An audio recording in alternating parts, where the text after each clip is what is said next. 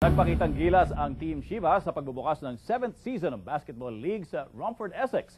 May report si Jomel Gutierrez.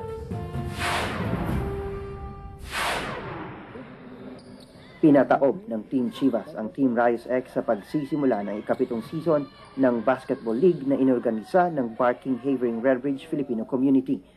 10 koponan ang sumali sa liga na layong magbigay kasiyahan sa mga Pinoy.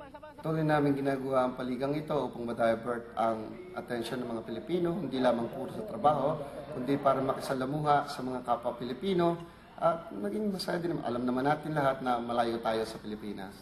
Kumpiyansa ang coach ng Team Chivas na nakahanda ang koponan sa kanilang laban sa kampiyon ng nakarang taon na Team Tinurik.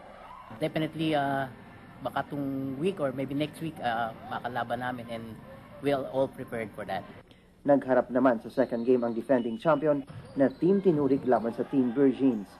Nagwagi naman bilang Best Muse si Rachel Matira ng Team Virgins. Nakuha naman ng Team Chivas ang Best in Uniform Award. Inaasahang tatagal ang liga ng 3 buwan. Para sa Balitang Europe, Jomel Anthony Gutierrez, Romford, Essex. Masayang ipinagdiwang ng mga